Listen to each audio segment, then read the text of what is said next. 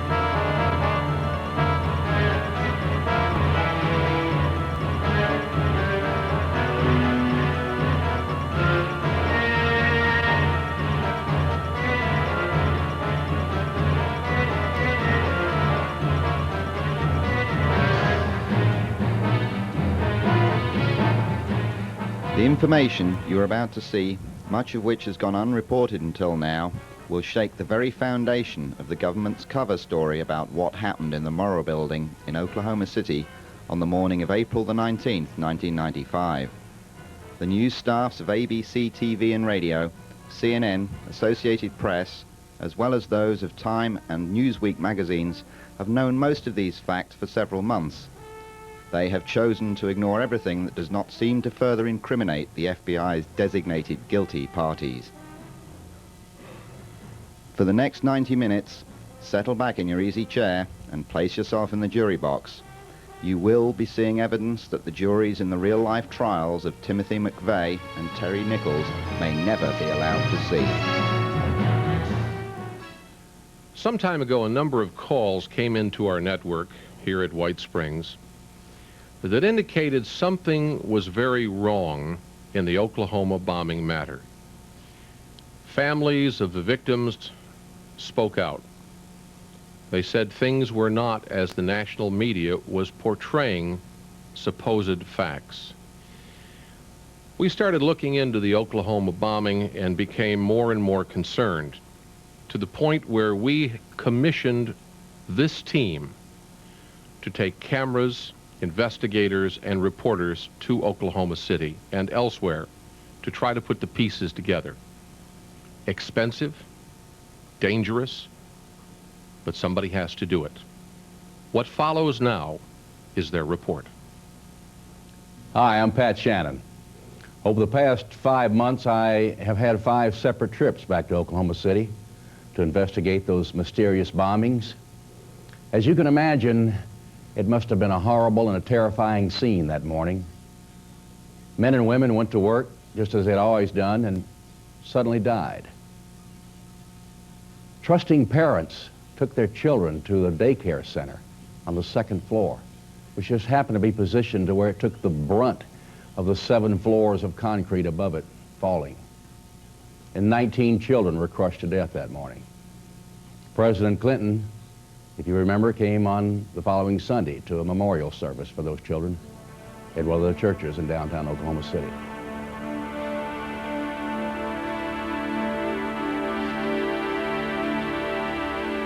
In our private investigative circles, we refer to the bombings, plural, because while indeed there may have been an explosion in a Ryder rental truck outside on the street that morning, there also were multiple explosions inside the building.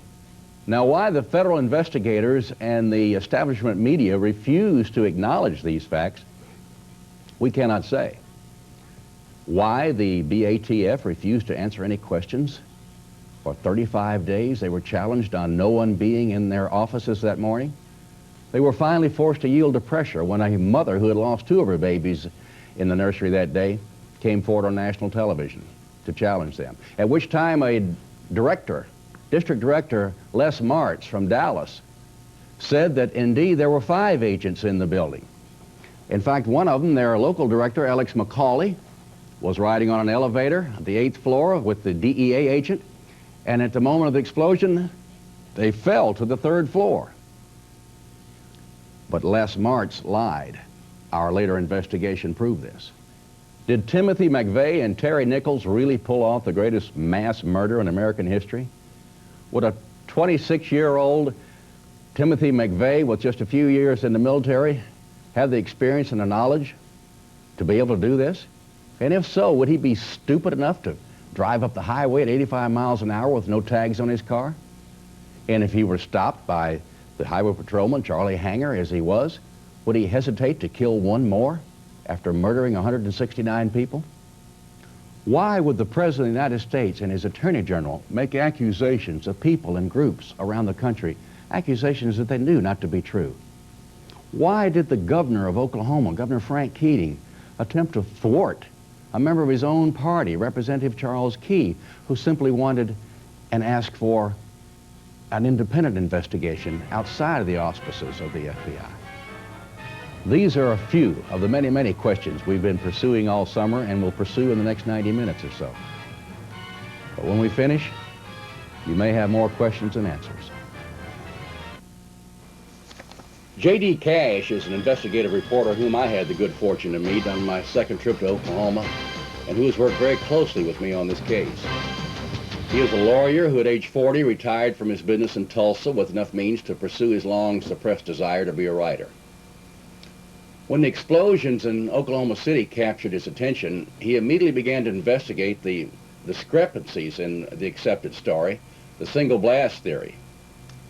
Now, several of his articles about the contradiction of facts in this tragedy have been published locally, but he began to notice that when his editor submitted his articles to the Associated Press, they continually were being ignored. When he finally inquired in person with AP as to why they were not running his articles, he was told by the bureau chief in Oklahoma City that they had been asked by the FBI not to pursue the Middle East connection. But J.D. Cash is a tenacious reporter whose experience in the legal profession long ago taught him not to write anything that he cannot document. He has collected astounding facts that you are yet to hear from your television network news. The 1st of May, I started making some phone calls. There were some things that I was seeing on the national news that didn't add up, and there were some questions. There were a lot of questions that the national news wasn't even asking. And so I started making some phone calls and immediately ran into the Assistant Fire Marshal, Dick Miller. And Dick, I wanted to know where the ATF, DEA, and Secret Service was maintaining their magazines in the building. It was my understanding that they did have magazines in that building, and I wanted to know where they were located. In the conversation, he explained to me that he had never done an inspection of that building because that is a federal building and he's off limits there because of his role as being a city employee. But he did say that he had located, or the bomb squad had discovered at around 10:30 a.m. on the day of the bombing, a 2-foot by 2-foot by 2-foot box marked high explosives. The box was taken by the Oklahoma City bomb squad out to a remote area where it was detonated. His exact words were, "Mr. Cash, when they detonated that, it was definitely high explosives. No question about it." We have a number of witnesses that actually helped the BATF remove high explosives that were still undetonated from the Murrah building after a period of about 2 weeks. And I have since been able to interview a number of civilians who have told me in interviews on tape, on the record, that indeed they did help the ATF remove explosives and weapons such as a tow missile, such as hand grenades, cases of munitions marked explosives. These were removed from the remains of the ATF magazine, which was located on the southeast corner of the Murrah building. And interestingly, this room sits atop the coned-in area, what I call the coned-in area, which is the area where most of the victims were found. This is the pit area. But this room sat right up on top of it and was ruptured. J.D., how many people have you actually spoken with who heard multiple explosions that morning? I have talked to so many people who have heard multiple explosions that I have really lost count. We call them the Two Blast Club. Actually, it's no longer a point of dispute, especially when you're interviewing someone who has a military background. Those are the people who have, especially combat veterans who have been under fire. They're very attuned to explosives. I even talked to a demolition expert who was sitting in a cafeteria in Edmond, some 30 miles from the blast site. And it is his custom, when he hears a blast, to use his feet to count the subsequent blast, to check for it. And he says there was no question there were 2 blasts that day. And I asked him, I said, well, why do you use your feet? And he said, well, you can't really always trust your hearing. And he said, the reason why I'm alive today is when we set out multiple charges, we use our feet to make sure that all of the charges that we have set off have gone off before we go back and approach the area. So it's just automatic. Speaking of these explosive experts, did any of them comment to you on the impossibility of an ammonium nitrate diesel fuel bomb being capable of doing this kind of damage? To the last person. Every time I interview someone for my articles or for a subsequent book, always at the end of the interview or at some point in the interview, I ask them, what stands out in your mind after having been there that day or during the rescue effort? What's the most amazing thing that you saw? And 2 out of 3 times these people say the condition of the building, that they had never seen anything so torn to pieces. And anyone who has ever been through that building who is willing to be honest will always say, look at where the crater is, look at where that area, that coned-in area is. It doesn't make any sense. Obviously, there were other explosions in that building that day, and that is universal. Michael Hinton was born in Atlanta, but spent much of his early life in England. He works as a lobbyist at the Oklahoma Capitol building. In April, he lived in the YMCA building on Northeast 5th Street, and his daily routine was to catch the city bus that stopped across the street in front of the Murrah building at 8:50 a.m. On the morning of the blast, having just missed his usual bus by a minute, he made a fateful decision. Had he not made the right one, he undoubtedly would have been the 170th person to die in explosions. Mr. Hinton has definite convictions about the question of a second blast. I am active with Ross Perot's United We Stand America.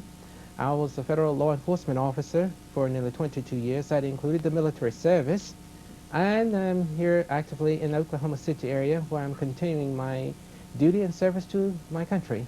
April 19th, I just came out the YMCA, run across the street on the Northwest 5th Street in Robinson area, about, I'd say 50 feet diagonal direction to the federal building. I'm standing there on the corner that morning waiting for a Metro Transit bus, and I discovered, it was at 10 minutes till 9 at the time I was standing there, and I discovered I'd missed 2 buses. So at 8:55 or about 8:56 that morning of April 19th, 95, I run down to Northwest 5th and Broadway. Another bus was coming through the intersection, and I caught him just in time. This bus was running late. But I got on and went on to the transfer terminal where I was to catch another bus bound for the state capitol. Well, after I gotten off of the bus to transfer onto the bus that's headed for the state capitol, it hadn't even been hardly 2 minutes before I heard this very violent rumble under the bus. And it occurred 2 times where the bus rocked on its side twice. And I'd say this occurred about 6 to 7 seconds apart. At that time, none of us knew what was going on, and I commented to the bus driver, I said, "My, what was that all about?" And we thought maybe another bus coming in had crashed into us or lost its brakes or something. So, you know, we were all just sitting there in, you know, a state of shock, like, you know, we'd never felt nothing like that. But the bus, you know, something to raise a bus, you know, that much, equipment that heavy. And it was an interesting thing that the news reporters kept emphasizing on all of the local tele channels is that the Murrah building just had received a bomb threat 1 week prior to the actual bomb explosion that morning of April the 19th. You had witnessed this, had you not? Yes, I had witnessed. Now, what is interesting is that on a Wednesday, it's been about April 12th, 1 week exact, before the bombing actually occurred. It was in the afternoon, I would say 1 o'clock to 2 o'clock in the afternoon. There was a gathering of, I'd say, it was 350 to 400 people standing around the federal building. I'm looking out me wonder at this, and I'm saying, like, well, what could be going on at the federal building? I said, well, maybe they had a fire drill, maybe there was some type of ceremony going on, but the more I looked and watched this, I watched these people about 30 minutes, and, you know, it didn't appear anything that was formal, you know, like I said, going on. People were standing there, engaged in conversations and what have you. So I started to go across the street and inquire, and I said, well, maybe it's just a fire alarm went off or something, so I paid no more attention to it.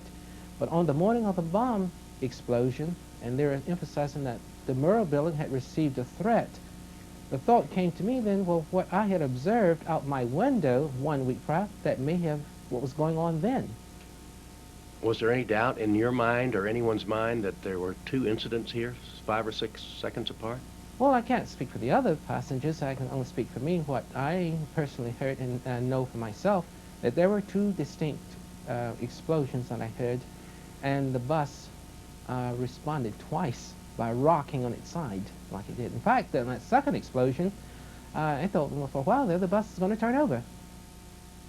Mr. Hinton has a friend who works in the downtown library just a block behind the Murrah building. It, too, received severe enough damage to close it for several weeks. The two later had a conversation about the matter, and Michael asked him, I says, where were you on the morning of the bomb explosion?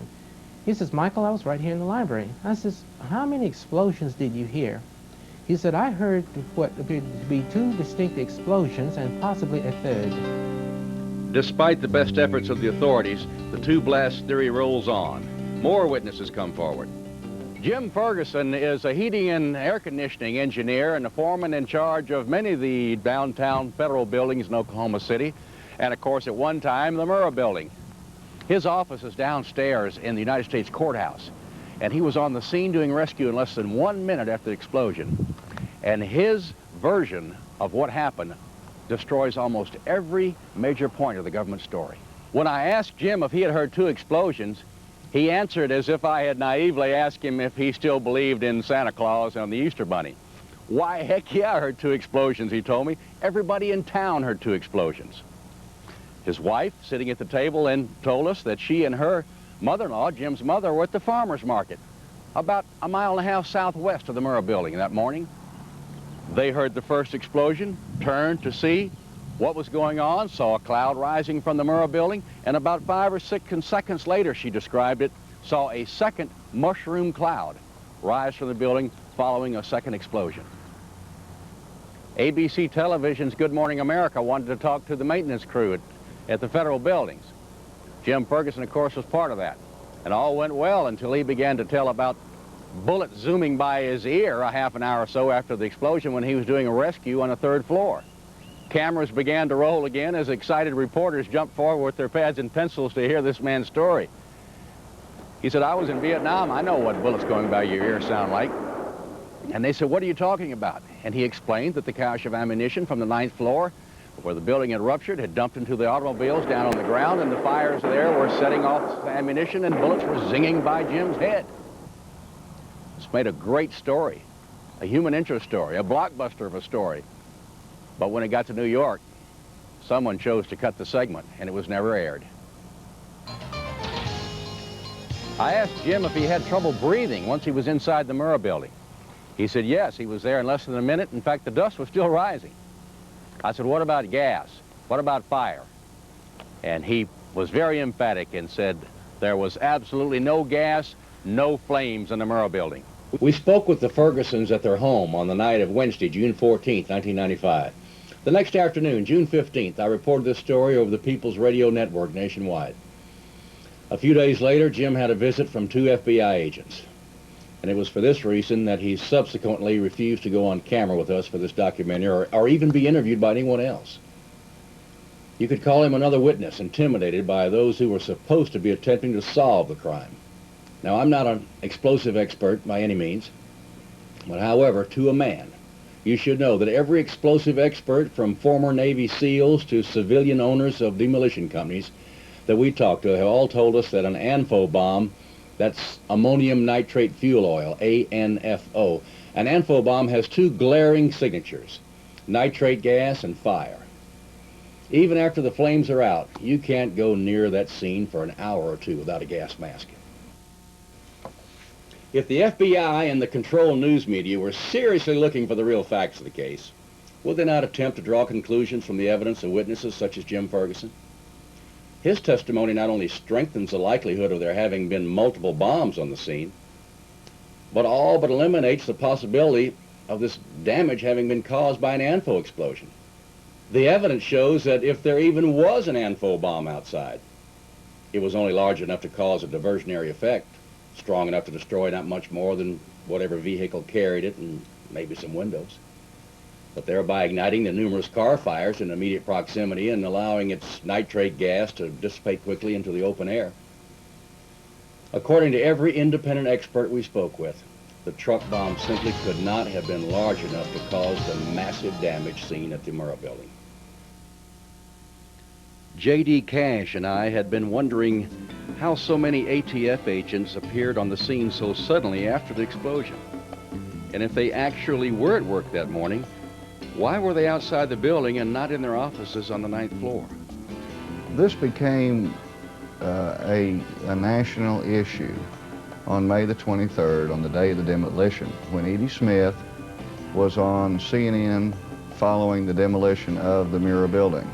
And she brought it to the country's attention that she had a lot of questions about what the ATF knew prior to the bombing. You know, we want to know, you know, a government agency on the 9th floor who's supposedly the target of the bombing, you know, where none of their employees were in the office that day. I mean, did they have a warning or didn't they? We can't get them to answer. Early on, Pat, I assumed that the reason that the BATF was not at their office that day was because possibly just a superstitious thing. It's April the 19th. Their supervisor said, hey guys, you know, maybe tomorrow isn't a good day to be at work. And they just went out and played golf or whatever. And about 2 weeks into this, I started receiving information from witnesses and from concerned citizens asking me to look into this a little bit closer. And as I began to locate individuals that had information about the ATF's whereabouts that day, it became startlingly clear that they were outside of their office that day, but incredibly close to the building. I asked J.D. just exactly what particulars he had uncovered with the witnesses who had been willing to talk. We have one witness that we've taken down and put in a broadcast theater and put him on tape, on camera, his face blacked out, changed his voice in order to protect him. And this individual has told us that he saw 6 to 8 ATF agents 14 to 16 minutes after the blast working the crater area, working the rubble, looking for bomb fragments outside the Murrah building on the morning of the blast. Another witness confronted an ATF agent outside. A local broadcasting company, a local affiliate, has a witness that they have interviewed on more than one occasion who, along with this person's supervisor, rushed up to the building 2 minutes after the blast.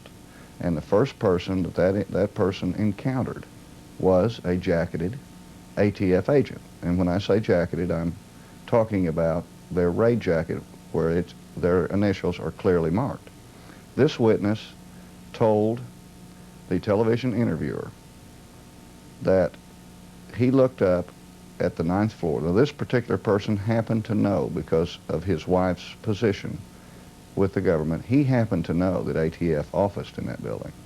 And he pointed up there to the 9th floor, which was largely destroyed, and then looked at this individual and said, "How are you alive?" And the ATF agent, according to this witness, said, "I was told not to come in this morning. We've had a bomb threat." We talked about another witness who was parked on the street only 100 paces from the Ryder truck. He survived nicely. It's amazing. When he gets out of the truck and he walks up to the parking lot, the very first group of officers that he sees are ATF agents in their raid jackets. He was amazed. These stories keep coming back over and over and over again. Just exactly where were the agents that morning? We know for a fact that 3 were in Ponca City at an arson trial. 2 more were downtown Oklahoma City at the U.S. courthouse at a similar arson trial. 1, Agent Luke Franey, was on the 9th floor of the Murrah building. Another, Alex McCauley, the agent in charge, claimed to have been on the elevator. Claims to have fallen from the 8th floor to the 3rd floor. 5 others were unaccounted for. We wonder, 5 or 6 unaccounted for.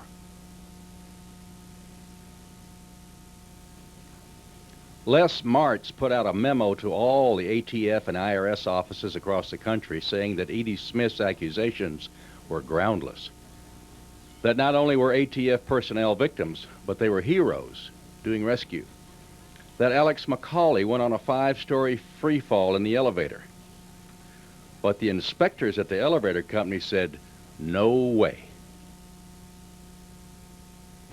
None of these elevators had any of the switches thrown which would be thrown if there had even been an increase in speed of 10%. That's one of the safety features of those elevators in the Murrah building.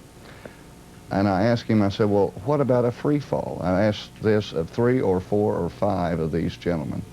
And each one has sort of laughs and says, elevators, the modern elevator doesn't free fall. It has unless you cut the cables. They have the way that they have a counterbalancing mechanism, which if the power goes off, the elevator would be more likely to rise than it would to do anything else. So the idea of an elevator free falling is ludicrous. There were no severed cables in the Murrah. And there were no severed cables.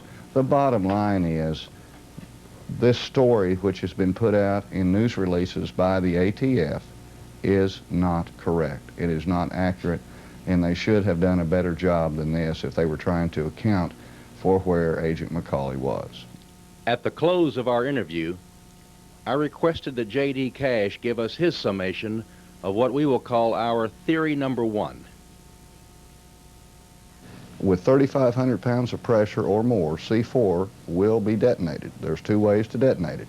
You can either use percussion caps, which is what it's designed for, or 3,500 pounds of pressure. That will set it off. If it went off in that way and took out, the only thing it had to do was take out that one pier. Pier number 3 is what we call it. And when that goes, there goes 8 floors, and there's your pit area, and there are most of your casualties that day. But for sure and for certain, the pit area and that southeast area, that coned-in area of the building, the damage was done by a separate blast. It has no relationship whatsoever to the crater, which is more towards the west, and certainly if the fertilizer bomb could do the damage to the southeast area, it would have done it all the way across to the western area. This is a remote area from the fertilizer bomb, if it was indeed a fertilizer bomb.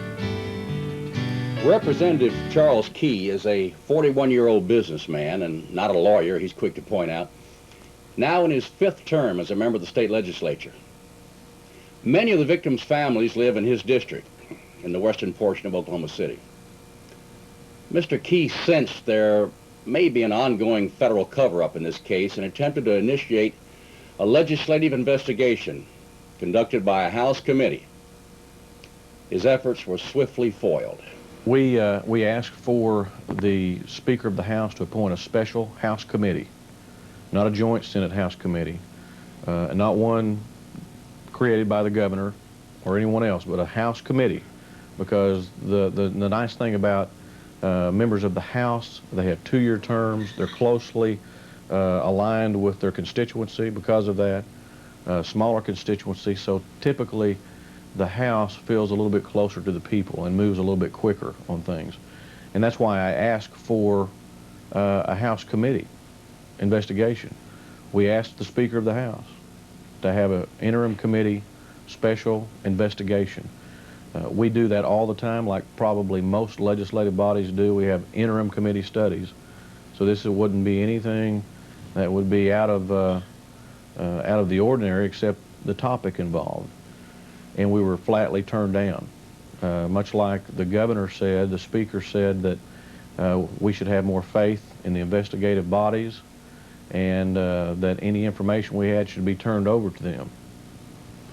And as many people well know, most of the information that we were having problems with and still have problems with today have already been turned over to them. They're already aware of that information. The problem is they've been giving an official explanation for some of these elements in what happened on the 19th that don't add up with reality and fact, according to many experts.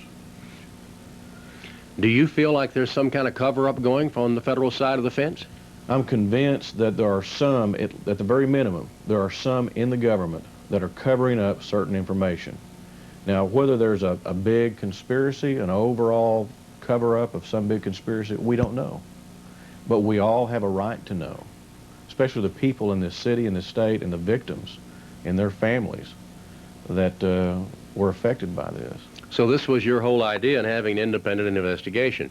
Do you think there's any chance of this happening at a later date? It's possible. Frankly, I don't have that much faith in our legislative leadership to make that decision, to turn around a decision that they've already made, unfortunately. What did Governor Keating have to say about the idea? Unfortunately, Governor Keating was very critical when he didn't have to be. He and I being of the same party, I thought that he would maybe adhere to Ronald Reagan's 11th commandment and not be critical of a fellow Republican. But he was somewhat critical of me and my request for the investigation when he didn't have to be. And he's been critical of just about everyone that has brought any questions up about what happened on the 19th and whether there was foreknowledge and a number of other issues. We asked Representative Key if there could have been a Middle Eastern connection. We know that in the first few days after the bombing that there were Middle Eastern or Iraqi individuals that were believed to be involved and that were seen leaving the scene of the crime and that were pursued by the authorities. And one of those individuals was called John Doe number 2, and they even put a $2 million price tag on his head. Looked for him for a long time, and then a couple of months later they decide that there was no John Doe number 2 at all. And we know that there is definitely a Middle Eastern connection in this crime. We have other people that have given eyewitness testimony, given 100% ID of individuals that were at the scene of the crime that were of Middle Eastern descent. So we know that there were people involved other than McVeigh that were of Middle Eastern connections. Have you any idea why the FBI would suddenly begin to ignore these people? It has been reported that there are people in Oklahoma City that are former Iraqi soldiers that fought in Saddam Hussein's army in Desert Storm, and that at least one of these individuals may be connected to the bombing in some way. I don't know if that's true yet. We need to know if that's true. We need that to be pursued fully. And if it is, I can see where some individuals may not want that to be made public because of how the public may react to giving asylum to Iraqi soldiers that we fought against in a very recent war. And that might be connected to a tragedy like this. That's pure speculation. But we have that information from good sources, and maybe that's part of the reason why this has been swept under the rug, apparently. Indeed, it may have been swept under the rug thus far, but there are private citizens who refuse to let it remain there. Now, what caused those explosions, we don't know exactly. But the people have a right to know what those explosions and who was responsible for that damage. Glenn Wilburn is a CPA, and he was in his office 18 blocks north of the explosion site that morning. He was on the scene by 9:20 and remembers the inordinate amount of jacketed BATF agents who were already there. As grandfather of the 2 Smith boys who died in the nursery, it bothers him that none of the agents had their children there that day. He questions the government story and is very aware of a campaign of disinformation being dispensed by the news media. We talked about this, his concern about the ever-present rumors about the Middle Easterners and the terrified witnesses who are still refusing to come forward with what they know. We were speaking of the infamous John Doe number 2. Interesting how he doesn't exist, but yet we have eyewitnesses that saw him. And the FBI has been aware of this since day 2. We have 4, maybe 5 witnesses that have ID'd these 2 being together here in Oklahoma City. It was at the corner of Main Street and Robinson immediately after the explosion. You have a brown pickup that has 2 men in it, one of them positively identified as being a Mideastern type of man. And this pickup has since been followed. We followed the trail of this pickup, and the FBI have picked this pickup up from a local apartment house complex, and this pickup was subsequently spray painted yellow and dumped in this area of this apartment complex. And it's our understanding the FBI have this pickup, and they in fact have said that this pickup was involved in the bombing. And it appears to us from witnesses that this pickup was driven and dumped in this parking lot by a Mideastern looking man. We have to wonder what is going on here. Why does the FBI not want to admit or to even be investigating the possibility of Mideast connection? And that opens up a whole bag of worms, because it appears to me if there's a Mideast connection, it requires a response from Washington, an international response. Now we're into the political spectrum of it. And is it just possible that Washington does not want there to be a Mideast connection? And once again, we have the FBI being an image upholder of Washington. Early in our investigation, witnesses mentioned having been intimidated. I asked if this had been Glenn's experience. I was told that a private investigator in Dallas, Texas, had been told by someone on the inside, and presumably that means someone inside the ATF, that he better not even touch this case. He'd been asked by some people in Oklahoma City to do a little work on this case and ask some questions regarding ATF. And I was told that the person that he talked to said, don't touch it, don't even think about it, and the people in Oklahoma City that are asking questions are going to be in big, big trouble. During the massive manhunt for John Doe number 2, as amazing as it sounds, we got a call from the FBI wanting to inquire about my 14-year-old son, how old he was and where he went to school at, because someone had told them that he looked like John Doe number 2. Oh my goodness. Now he's 14 years old, and of course I was livid, and I don't know if it's just intentional harassment or if it's simple incompetency on their part, but they did have the audacity to call here while we're still grieving over the loss of Chase and Colton and want to know about my 14-year-old son. The day after Edie's story seemed to expose the ATF's absence, the family was paid a visit by IRS, ATF, and the United States Attorney. But Glenn had a question for them. In the short time they were here, I said, you know, now that we know the significance of April the 19th, we know that to the militia it is a very important day. There are significant things that have happened before on April 19th, and there was a significant thing happening that day on April the 19th in Arkansas. April 19th had a lot of symbolism, and I asked them, I said, you know, as professional law enforcement officers, and it's your job to just try to stay up with these things and know of times when there's danger. I said, did it not occur to you there could be danger that day? that it just might be a bad day somewhere? And of course, both the ATF agents said absolutely not. But very interesting, after the meeting and 2 hours later at noon, I'm watching television on CNN, and of all things, I see Mr. Beerball from CNN interviewing John McGaugh, the head of ATF out of Washington, D.C. And it's kind of deja vu because Beerball asked the exact same question to Mr. McGaugh that I had asked to the agents in my living room that morning. I was very concerned about that. We did some things here in headquarters and in all of our field offices throughout the country to try to be more observant. But it was primarily, we didn't anticipate something like this. We were thinking about, demonstrations and things like that. He saw this only 2 hours after his morning meeting. What were his feelings? I'm assuming they lied to me. Somebody lied to me. Either McGaugh lied on national TV or the two guys in my living room lied to me. Somebody was lying that morning. It appears to me.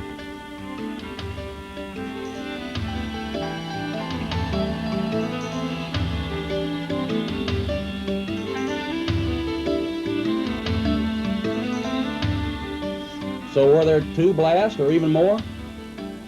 Remembering Jim Ferguson's reply to that question and so many others who agree with him, we have to believe that it is true.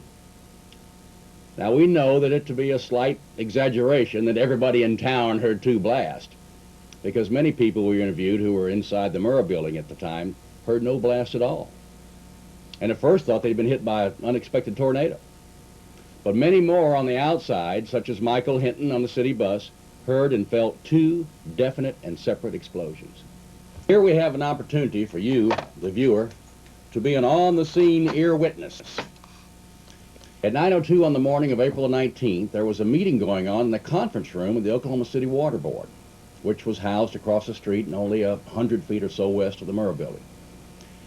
It was so close that people died there in ensuing moments.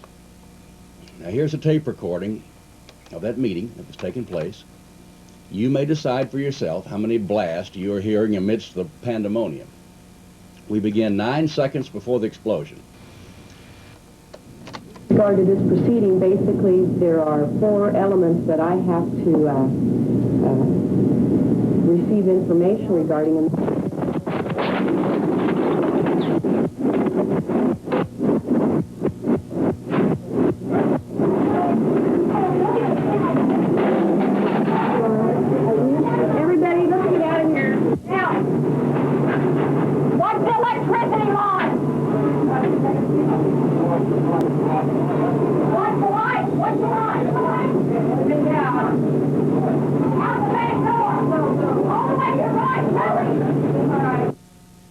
We postulate that the pop, which can be heard 4.2 seconds prior to the explosion, is a detonator which failed to function.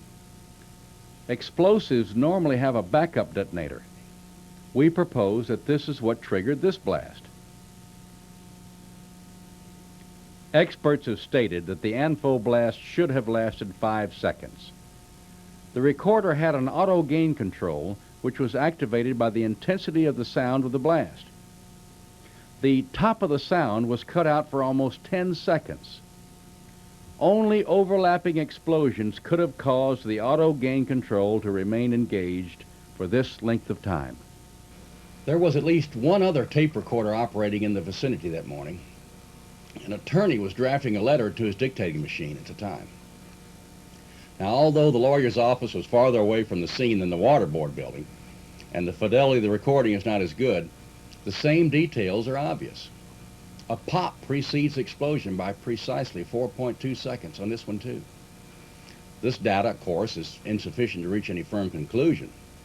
However, it would seem apparent that an event which preceded the truck bombing by 4.2 seconds was recorded at 2 separate locations in Oklahoma City.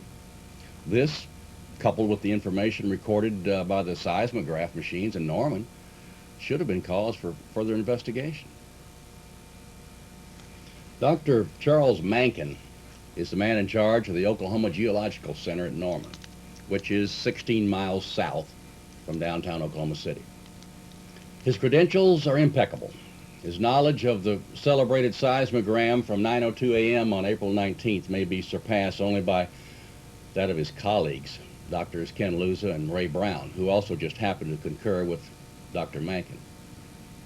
In layman's language, something happened in that event to cause two separate bleeps of some 5 seconds each to appear on the seismograph. So having that kind of information was puzzling as to why you'd have two separate events that gave virtually identical signals. Dr. Mankin explained that he and his colleagues believed this to be caused by subsurface structures creating a delay in the signal's travel time, thereby reflecting a mirrored event.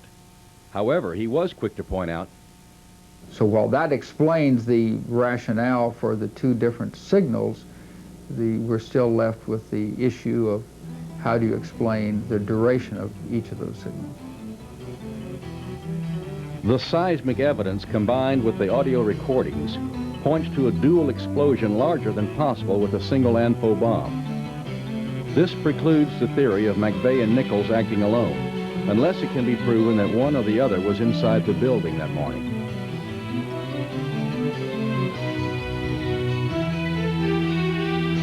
Well, part of a disinformation program is to plant individuals in organizations.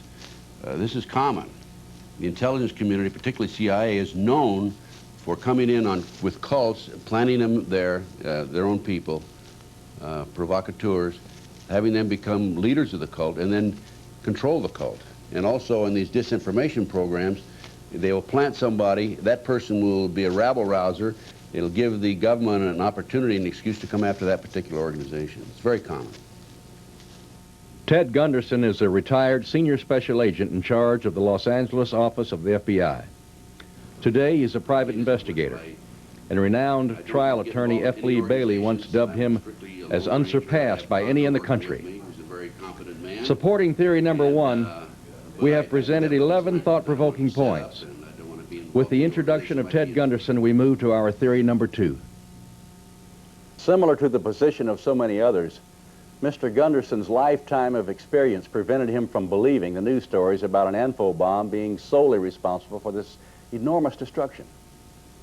Then there was the perplexing situation of John Doe 2 being seen by so many witnesses that a $2 million prize tag was placed on his head.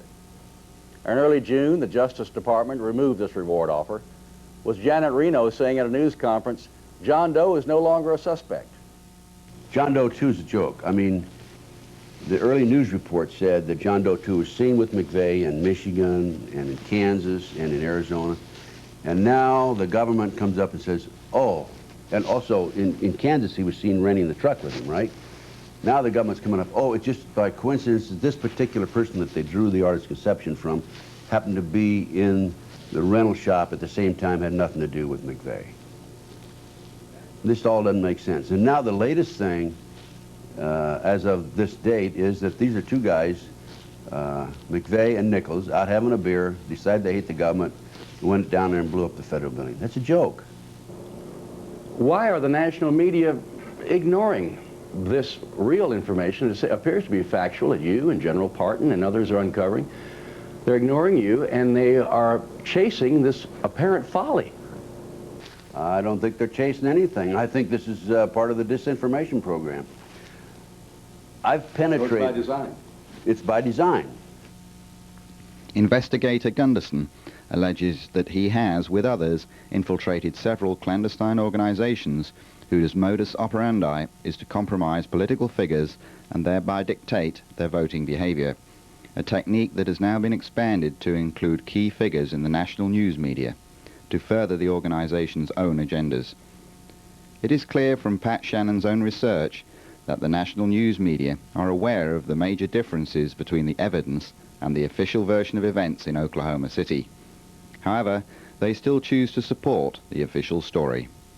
A shabby commentary on the condition of the Fourth Estate. So as a result, these people, or some of these people, are running the news media. They're paying the bill, so to speak. So they're being, as far as I'm concerned, the major mainstream media is being manipulated, maneuvered by the businessmen.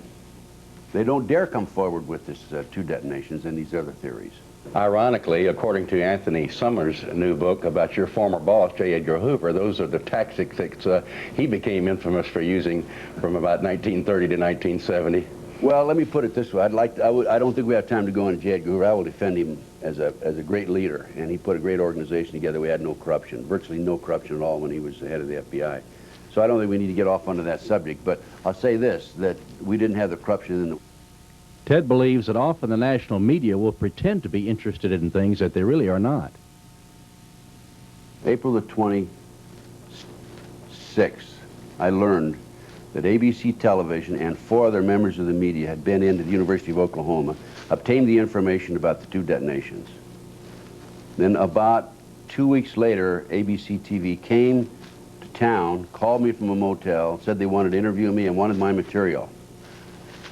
They couldn't meet with me right at that moment. They said they would talk to me later. And I said, well, in the meantime, I'll fax some material to you at the hotel room or the motel room. I did. I never heard from them again. So they never did the interview? They never did the interview. And I think that they were in town just to find out what I had, because this was early in the investigation. And I had been on a number of radio talk shows and so forth. Plus, I sent out, when this initially broke, I sent out a lot of information on my fax. In fact, I probably sent out over 200 faxes around the country. It was picked up and rerun. Also, it was on the internet. But it was, they didn't want to interview me. They didn't want this information. They only wanted this information to find out what I had, as far as I'm concerned. And ABC TV had this information earlier. They have never used it. The 2 detonations were mentioned, I understand, on one occasion on CNN, but they haven't been used since then. Ted, it appears that the only way people are able to get the truth from this whole fiasco is from the underground network, so to speak. It seems that even the people in the highest echelons of government are participating in some kind of cover-up. Do you agree with that? I agree 100%. We furnished our material to Senator Arlen Specter early in the investigation. I sent him a fax. Said, I'm former #2 man in the Philadelphia FBI. I was there when you were U.S. Attorney, and I've met him in the past when he was there as a U.S. Attorney. And I said, I have some very important, critical information for you. Please contact me. I haven't heard from him yet. This is several months ago. So, also the FBI. We furnished this information to the FBI. About 10 days after I furnished it to the FBI, I received a phone call. The agent said, I received this fax. You want me to send it to other FBI field offices around the country? I said, well, you can do what you want to do. I sent about 200 of them out. I don't think it's going to make any difference one way or another now. But in the end, the bottom line was he wanted to know where I lived and what my phone number was and so forth. And I said to him, hey, please come out and interview me. Because I not only want to talk about this, I want to talk about some of the other things I'm involved in. The only responsible person, quote-unquote responsible, who has contacted me or done any follow-up that I've furnished this report to is Stephen Jones, McVeigh's attorney. A nice letter back from him. You will be contacted in the future and so on and so forth. And as a matter of fact, his investigators have already interviewed my associate and me. Nationally syndicated talk host Anthony Hilder compared the Oklahoma bombing to the Reichstag fire in Germany in 1933, which was committed by one political faction and successfully blamed on the opposition. Hilder was one of the first to interview Ted Gunderson after the Oklahoma City tragedy. Is this something that occurred as a result of talk show hosts like myself inspiring some crazies to get out there and take out a federal building, or is this not in fact something that was set up for the purpose of frightening the population of this nation into surrendering our rights for a new world order? I'll have to say, in all honesty, in all sincerity, there's no question in my mind, and this is my opinion, that an incident occurred or was established or happened that was planned, and the purpose of that was to enrage the American public and to make sure and force Congress to pass anti-terrorism legislation, which we do not need, but which at the same time would imperil our civil liberties and further erode our civil rights and help destroy what we believe in our Constitution. You know, they're encouraging and asking that new legislation be passed, anti-terrorist legislation. I have with me the guidelines of the current guidelines of the FBI in investigating terrorist acts. These guidelines are more than adequate to investigate what we have, any potential acts in the future. Will you say that right into the camera? Yeah, these guidelines here are more than adequate to investigate any terrorist group, domestic or foreign, that comes into the United States. There's no question about it. I've reviewed them. I haven't had an opportunity to review these in 15 years. I reviewed them just the other day. They just would work perfectly. There's no problem with it. There's no reason for any new legislation. For nearly 30 years, you were on one side of the fence, and then suddenly you're coming out on the other and actually accusing your former employers. Why are you doing this? For 45 years, 28 years as an FBI agent and 16 years or 15 years since, I've never changed positions. I've always been on the right side. I'm the seeker of the truth. And when I was in the FBI, I sought the truth. When I got out, I still seek the truth. So it's not me being against the FBI. I'm against anybody who is not being honest. Ex-Bureau Chief Gunderson fears that certain people in the government are intentionally withholding and diverting information. Now, we apparently have an element within the government. I don't want to chastise the whole government, but we apparently have an element within the government that doesn't feel this way. And they're putting out this disinformation. And I think it's a horrible situation. I think someone needs to really delve into it. There are some good people in the government, too, so I don't want to chastise all of them. You left the FBI at a relatively early age. I would presume you were probably in your 50s after nearly 30 years. Why did you retire so young? Were you under a cloud of any type, or was there some kind of corruption that you couldn't stomach within the FBI at the time? No, I've never been involved in any corruption, knew of no corruption when I was in the FBI. It was a great organization. I had a fantastic career. I'd get up in the morning and shave, and I'd say, I can't believe they're paying me to go to work today, that sort of thing. And I retired because I was 50 years of age, and I had mandatory retirement at age 55. So I said, well, why should I wait another 5 years? I'll get out now. And I did. The only problem I've had since I got out is there's been a disinformation program aimed at me by unknown sources within the government. Like I've been accused of being a homosexual and being involved in suffering from mental problems and being forced out as a disgruntled employee, that sort of thing. But none of it is true. None of it's true, absolutely none.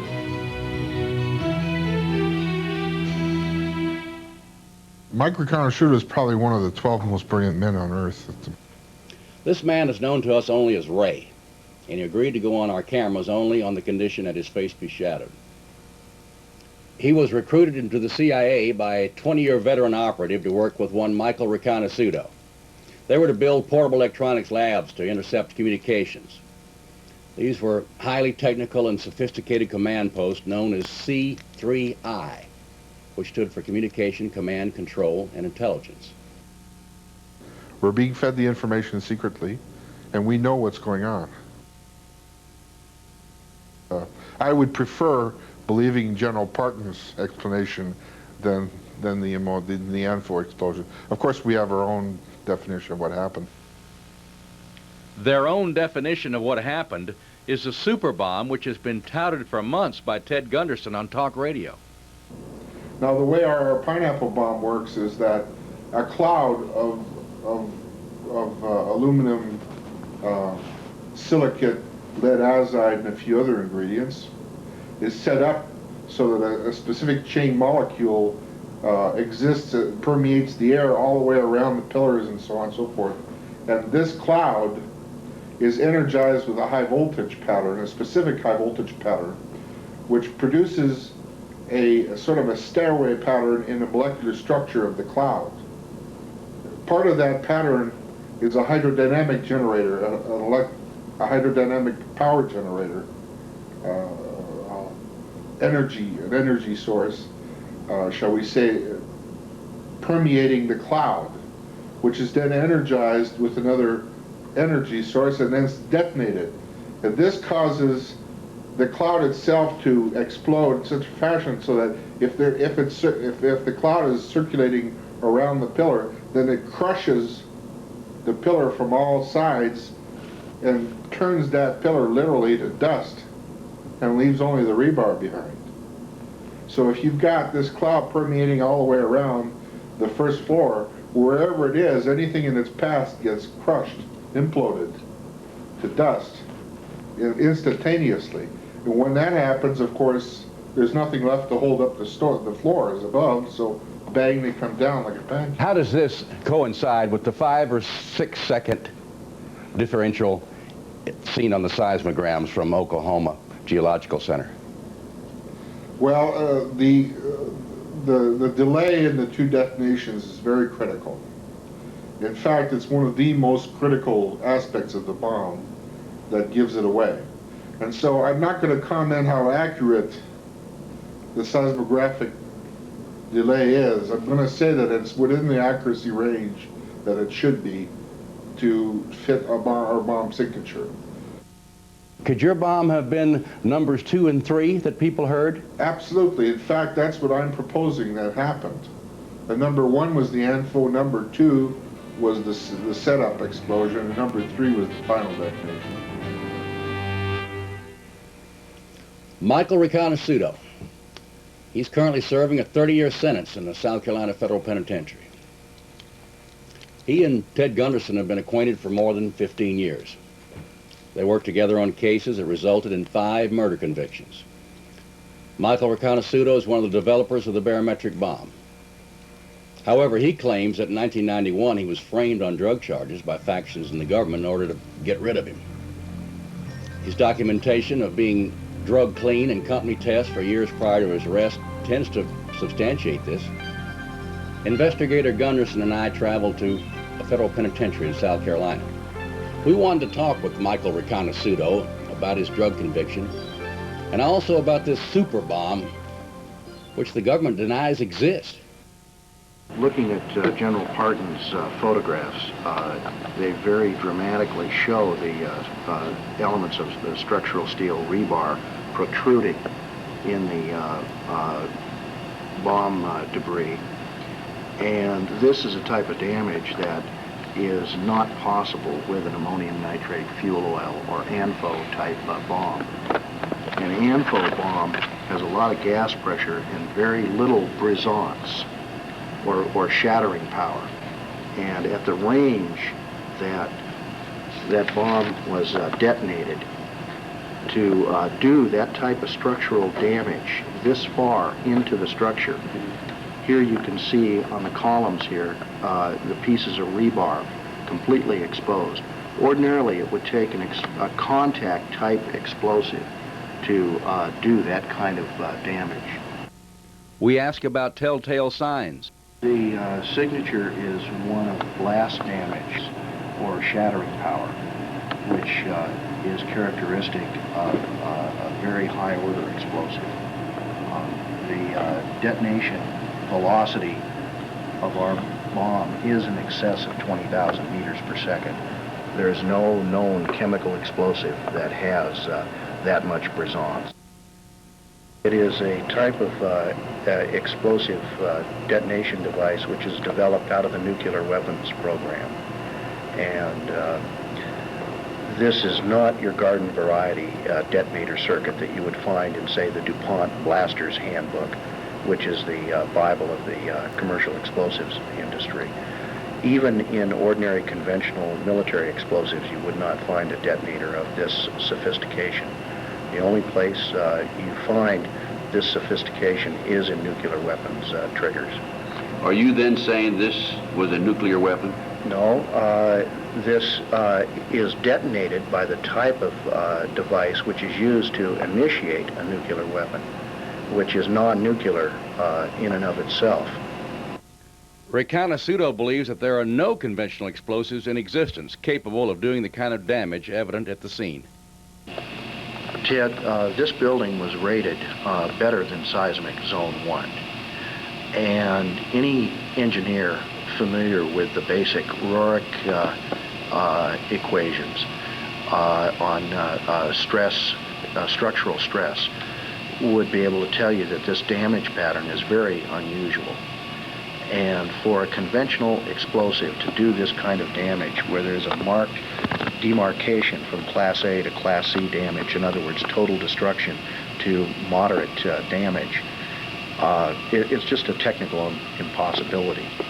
It would take a blast wave of extreme brisance or shattering power do that kind of damage. It's obvious from the public reports that there were two separate blasts, and it's also obvious publicly that enhanced explosives are of a two-stage or long induction type explosion.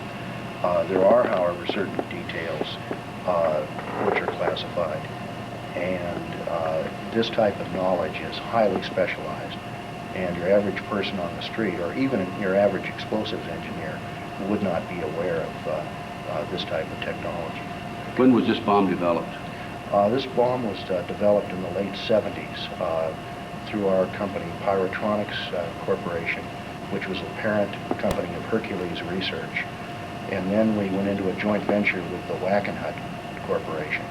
In order to demolish a building like that, a building that is designed for better than seismic zone 1 stresses, would take an immense amount of rigging, and you would have to actually drill the structural members to plant the charges. Is this bomb, the barometric bomb, a directional bomb? Yes, the blast dispersion can be precisely controlled. It can be omnidirectional, or it can be very directional in a less than 15-degree fan if it's detonated that way. Michael, assuming that the building was drilled and wired, could it have been done from closing time on Tuesday night before 9 o'clock in the morning Wednesday? Absolutely not. It would have taken days to prep a building like that. Does this bombing fit the signature of any other bomb other than the barometric bomb? None that I know of.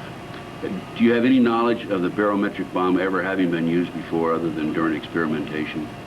Yes, it was used to take down a high-rise apartment building in downtown Beirut in retaliation for Mr. Buckley's torture and death.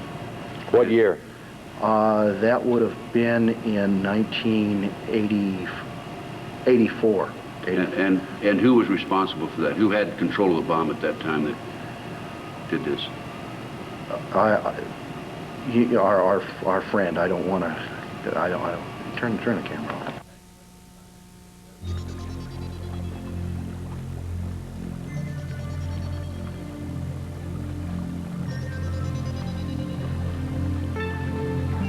In 1989, Michael Ricana Suto's laboratory was burglarized and the top-secret barometric bomb prototype was taken.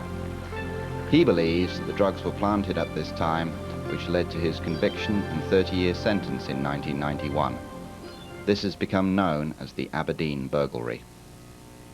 Mike, what would tie the Aberdeen burglary into the Oklahoma City bombing? Shortly after the bombing in Oklahoma, I talked to a Treasury Department agent, and he told me that microtaggants from the devices that were stolen in the Aberdeen burglary showed up in the bomb debris. He said the lab at the forensic testing lab the Treasury Department has in San Francisco found it. Is there any way that more than one of your bombs, we'll call it, could have been used at the Murrah building? It wouldn't have taken more than one. So you're saying one could have done the damage that we see, two would have done much more than we see? Absolutely. One would have. I'm surprised that so little damage was done.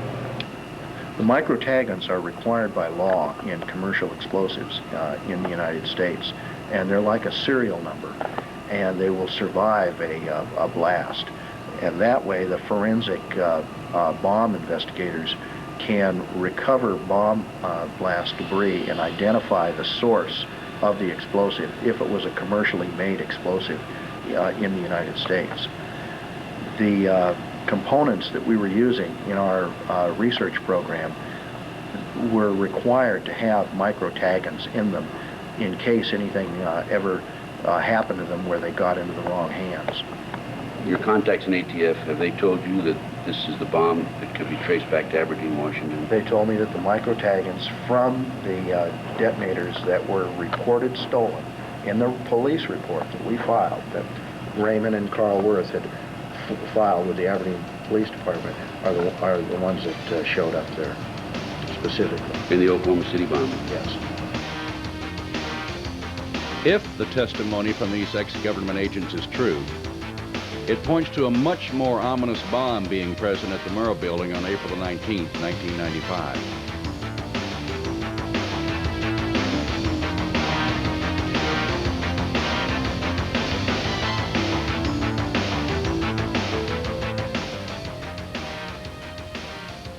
Theory number 2, then, is a super bomb, no larger than a pineapple, apparently maintained by the CIA, planted either in the truck or inside the building, and detonated from a remote location by a person or persons unknown. Brigadier General Ben Parton of Alexandria, Virginia. He holds a Distinguished Service Medal. He's twice received the Legion of Merit.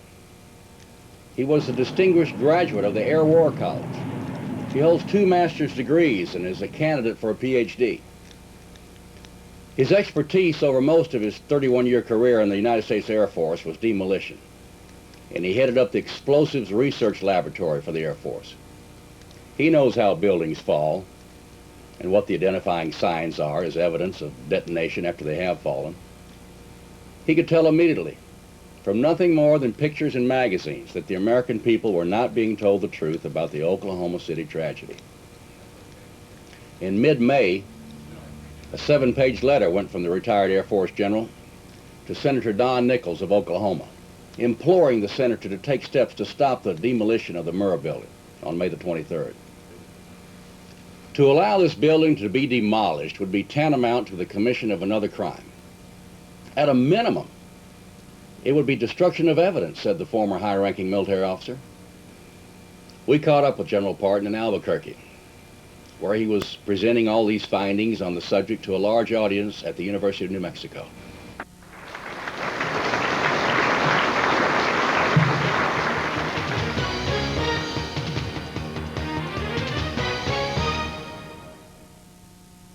My forte and interest has been in the weapons business for many, many years.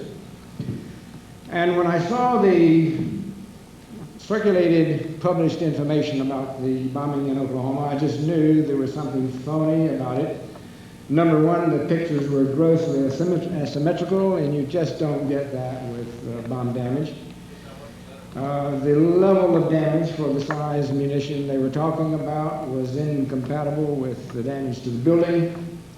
And I gathered all the information that I could, all the pictures that I could, all the stuff that was published, and I sat down and got the floor plan for the building and as much information as I could on the building structure, and I came to the conclusion that there had to have been demolition charges in the building. There's no way you could have, no way what happened down there could have happened without demolition charges in the building. And I knew that those demolition charges had to be on 3 specific columns. But I felt across the front, if it had been an outside job, that those demolition charges would have been at the base of the columns on the front of the building, because they were available and accessible to anyone on the sidewalk. But there was one column back in the middle of the building that came down, and it certainly couldn't have been taken out with the demolition charge without someone having access to the building. So I prepared a memorandum, and I sent it to about 60 members of the Senate and the House, laying out my concern. And Don McIlvaney and I got on the radio talk shows. We both agreed we would hit as many as we possibly could and try to get the Senate and the House to take some action to keep that building from coming down until we could have an independent assessment of what happened, because I knew when that building came down there would be evidence forever destroyed. And I suspected that there may be an effort to cover up things, so I felt that we ought to have a separate and independent investigation. Of course, the Senate and the House both acted with their normal black hole kind of an operation. I never did hear from Senator Nichols from Oklahoma. I got a letter back from Senator Warner espousing his wholehearted support for a number of the conditions in the so-called anti-terrorism bill. And Congressman Frank Wolf sent back a letter, and I knew him well. And he said, "Dear Ben, thank you for your info copy." It was addressed to him. He said, what you're discussing is above my level of expertise. I have sent it to the FBI for the information and assessment and evaluation. I then knew that he didn't understand what the letter was all about.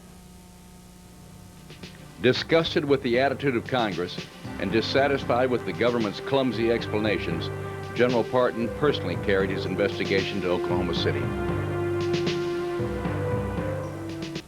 There's a company in Oklahoma that had pictures that were made throughout the cleaning up of the building.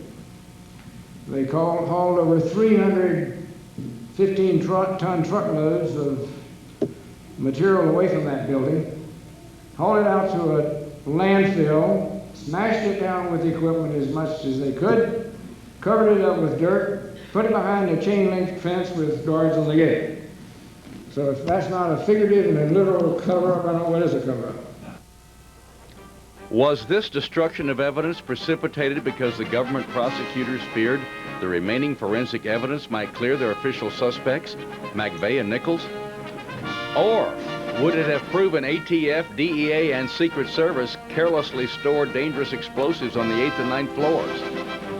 General Parton feels the photographic evidence disputes the last half of this theory.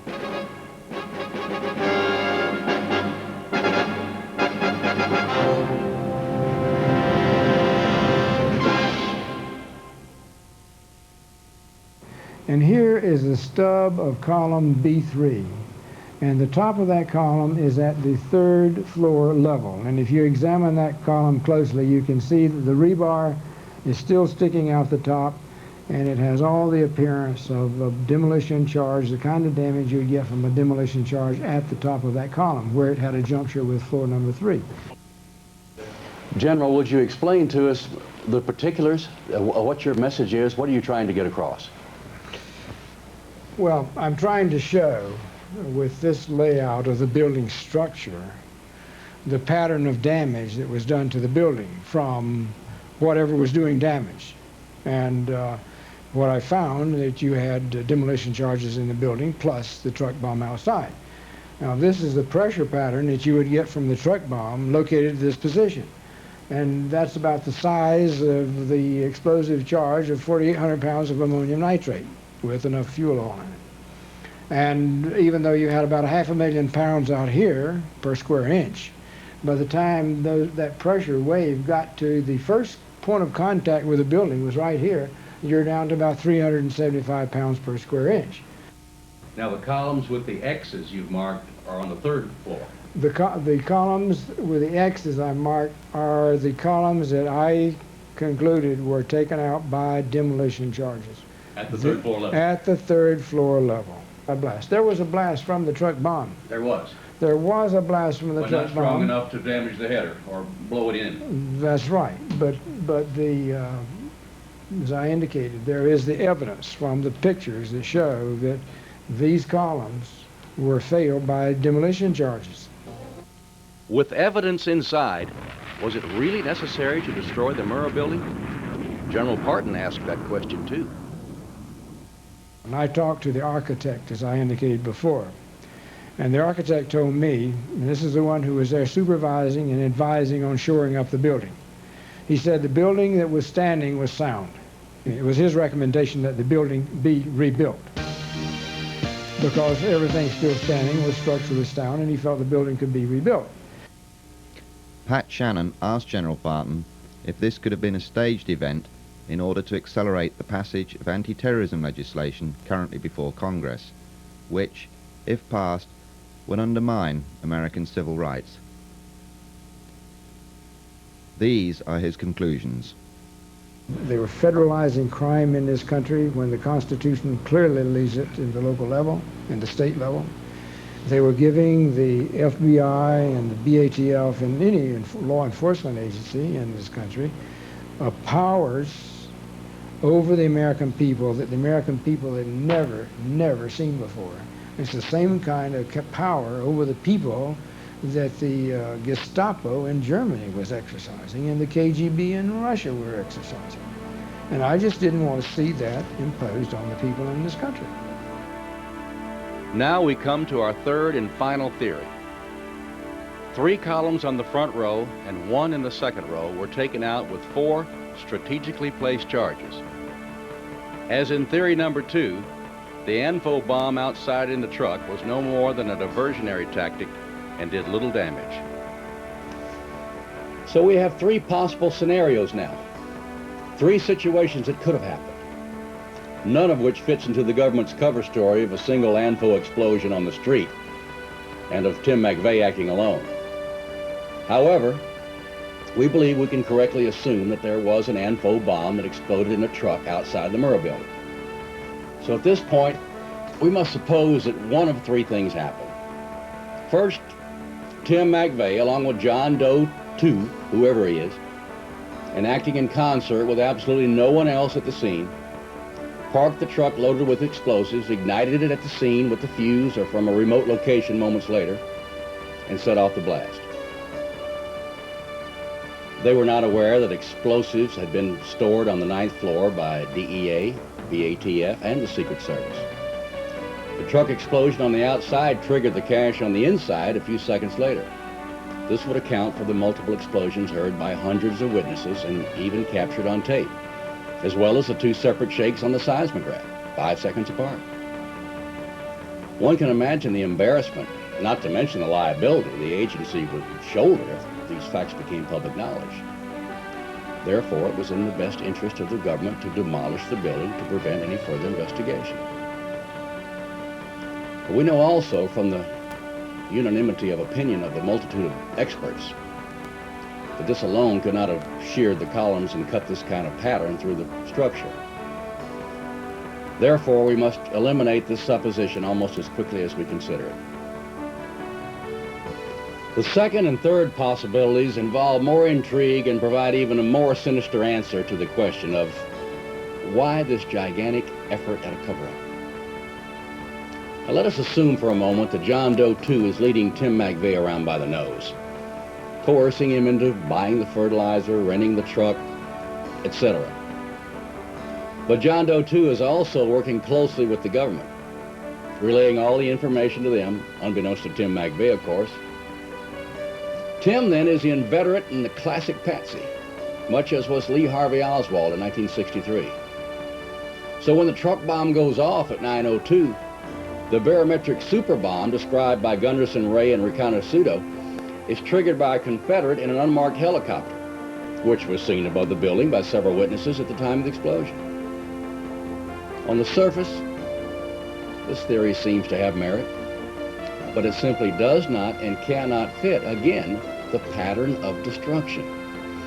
In an attempt to show that perhaps both Gunderson and General Parton were correct, that several super bombs were strategically placed, as Parton was suggesting, we asked Michael Reconnaissance if this could be.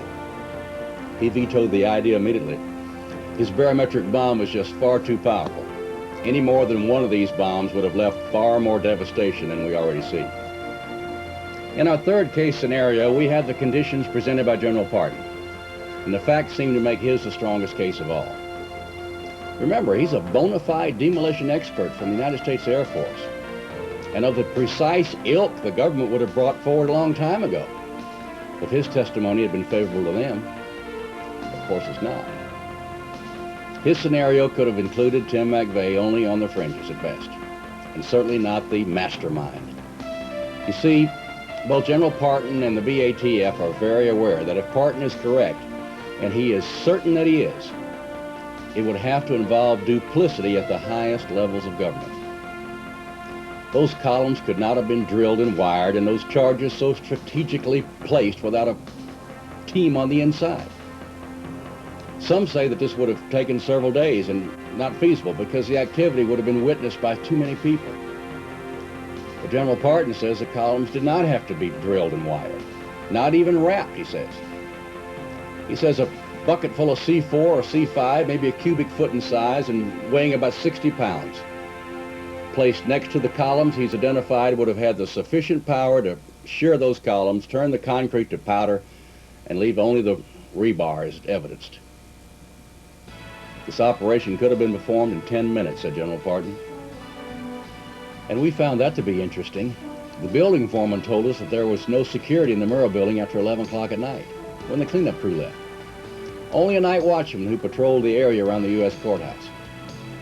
Now, with proper timing in Watergate fashion, it would have been a simple matter for those with keys and knowledge of the alarm system to enter, place the charges, and then be gone from the area before the watchman returned on his routine rounds. If the truth is ever known, we agree with General Parton that of the three, this supposition will prove to be the closest to that truth. There were other innocent victims of this tragedy. First, the President and the Attorney General jumped to outrageous conclusions and seemed to make whatever public accusations that might prove to be politically expedient. They blamed in general the Christian right, and in particular the conservative talk show host and the unorganized state militia. The charges were all groundless, but because of the source, the news media had a field day for many days. One of these unfortunate victims was James Nichols of Decker, Michigan, the older brother of Terry. In the heat of the hysteria, the public sat back in wonderment as James was arrested without charges, indicted on flimsy circumstantial evidence, and placed in a federal lockup for 32 days. He was finally released when prosecutors admitted that there was nothing on which they could base a case against this man. They arrested me. First it was protective custody. I argued with that. I objected to that. Then they brought up charges upon me, falsely. Indicted me with a grand jury indictment the day before we was going to have a probable cause hearing, because they didn't have any evidence for a probable cause hearing.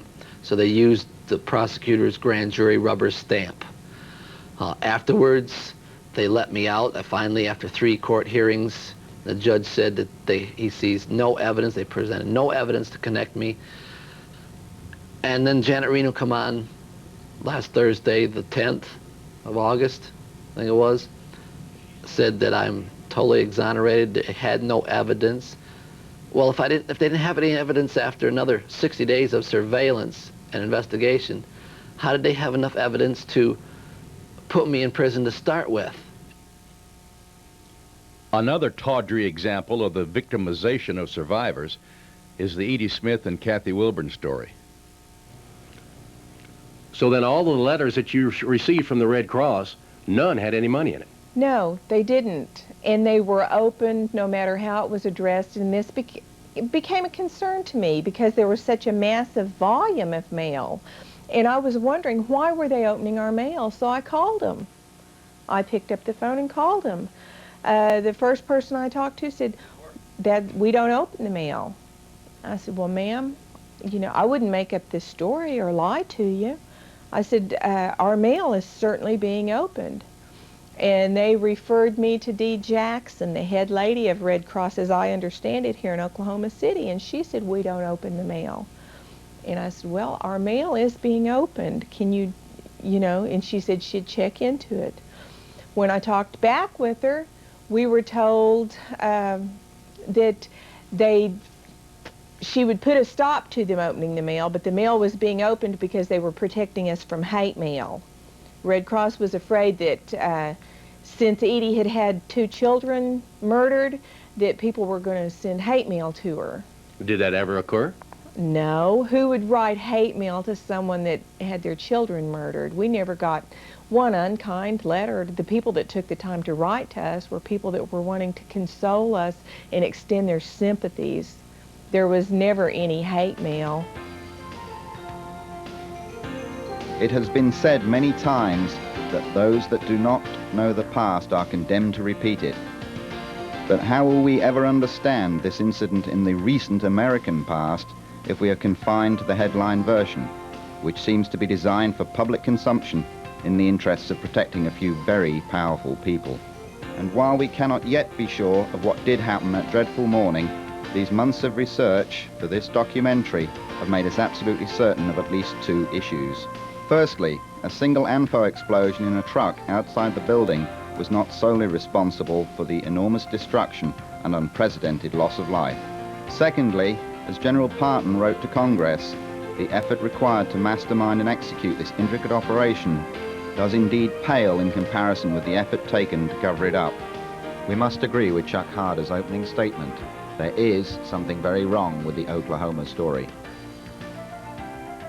Mr. Johnson? Yeah, the First, it's a question about blowing up a building. Are there any circumstances under which an individual is justified to blow up any building? After you've evacuated it and you wanted to cover up the evidence,